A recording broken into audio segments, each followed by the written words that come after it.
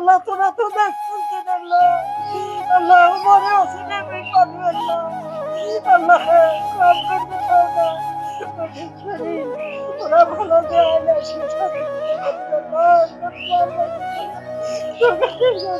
কান্নাকাড়ি করিয়েন না মা, কান্নাকাড়ি করিয়েন না, আমরা আপনার পাশে আছি। আমরা যেহেতু ঘর হয়েছে, আপনার আরো অন্যান্য কিছু ব্যবস্থা করে দিব আমরা ইনশাআল্লাহ। তো প্রিয় বন্ধুরা, আপনারা সবাই ভালো থাকবেন আর অবশ্যই আমাদেরকে সাপোর্ট করবেন, আমরা যেন এই ধরনের কাজ বিরতিহীন ভাবে করে দিতে পারি। আসসালামু আলাইকুম।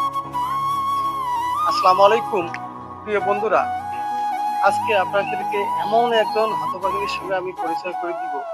ইনি অনেকটাই অসহায়, এনার স্বামী সন্তান দুনিয়াতে কেউ নেই, ইনি অতি কষ্টের মধ্যে জীবনযাপন করতেন। তো এই ছোট্ট এই ভাঙা চালাটা, এই চালাটার মধ্যে ইনি ছিলেন। আমাকে উনি বলেছেন যে বৃষ্টি আসলে ওনার বেডরুমে অর্থাৎ থাকার ঘরে যে একটা চৌকি আছে বা খাট আছে, এই খাটের মধ্যে পানি পড়তো। তো আশপাশে কোনো বাড়ি না থাকায় এনাকে ভেজা শরীরে ইনি রাত্রি যাপন করতেন। চিন্তা করেন বিষয়টা, গভীর রাতে যখন বৃষ্টি আসতো তখন ইনি ভেজা শরীরে রাত্রি যাপন করতেন, কতটা কষ্টের মধ্যে ইনি ছিল।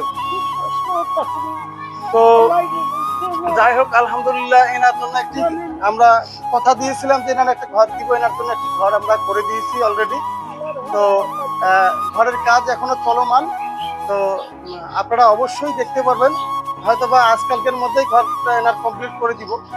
তো এনার সঙ্গে একটু পরিচয় হবো এবং তার সঙ্গে কথা বলবো। আসসালামু আলাইকুম।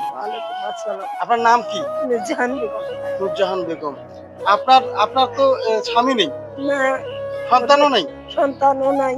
আপনি আপনি একাই এখন বেঁচে আছেন এক ঘরে।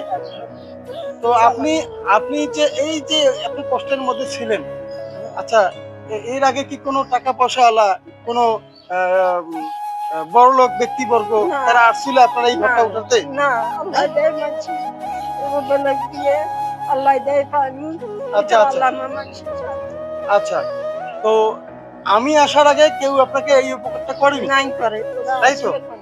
তো ইনশাআল্লাহ আপনি আমাদের জন্য দোয়া করবেন, আমরা আমরা যেন এই ধরনের কাজ, এই ধরনের অসহায় মানুষদেরকে আমরা যেন আশ্রয় করে দিতে পারি এবং তাদের।